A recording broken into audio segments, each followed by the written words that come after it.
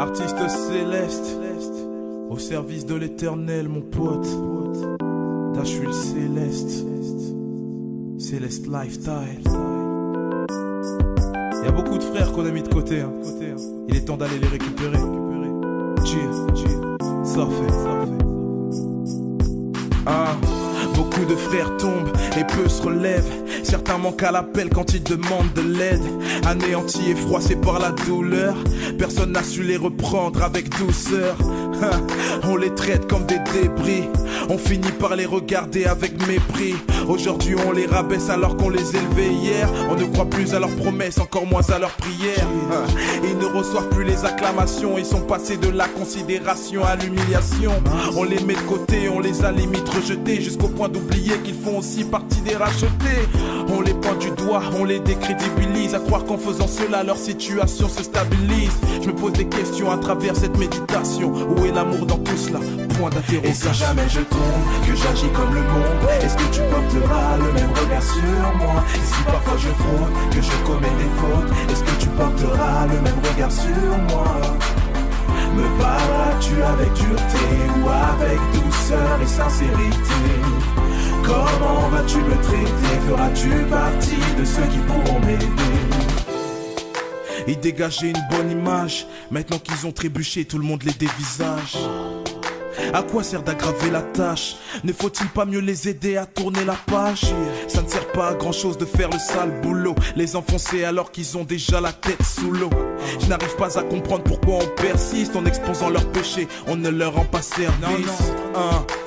On les a abandonnés, les calomnies les ont empoisonnés. J'ai un principe que je mets toujours en place: ne fais pas aux autres ce que tu n'aimerais pas qu'on te fasse. Dans cette culture du royaume qui est la nôtre, on dit que l'amour couvre une multitude de fautes. Et oui, ce n'est pas de cette manière qu'il faut qu'on réagisse. Ils attendent qu'on leur tende la main, mais on leur met des chiffres. Et si jamais je tombe, que j'agis comme le monde, est-ce que tu porteras le même regard sur moi? Et si parfois je fraude, que je commets des fautes, est-ce que tu porteras le même regard sur moi? Céleste Lifestyle. Me parleras-tu avec dureté ou avec douceur et sincérité? Comment vas-tu me traiter? Feras-tu partie de ceux qui pourront m'aider? Pourquoi vouloir détruire un frère alors qu'il est déjà plus bas que terre? Il est temps de traiter ce problème. Le jugement n'appartient qu'au juge, il faut qu'on le comprenne. On a certains comportements qui laissent à désirer, qui poussent des gens à lâcher la foi et à se retirer. On s'adresse à eux avec un air supérieur, comme si nous n'avions jamais fait d'erreur, sans chercher à savoir si ça peut leur faire mal. On les lapide à coups de pierre verbale. Mince, comment peut-on créer la division quand on détient le ministère de la réconciliation?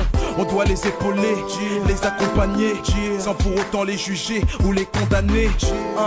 L'être humain n'est pas parfait, je ne veux pas justifier leur faute, Christ l'a déjà fait. Et si jamais je tombe, que j'agis comme le monde, est-ce que tu porteras le même regard sur moi? Et si parfois je fraude, que je commets des fautes, est-ce que tu porteras le même regard sur moi? Me parleras-tu avec beaucoup de sœurs et frères sur le côté, douceur et sincérité? Il faut qu'on aille les chercher. Comment vas-tu me traiter? Feras-tu partie de ceux qui pourront m'aider? Ce n'est que la bande-annonce de mon témoignage. Les vraies choses se mettent en place. Vous savez, il y a beaucoup de frères et sœurs qu'on a mis de côté. Il est temps d'aller les chercher. Arrêtons de les condamner, puisque Christ les a justifiés.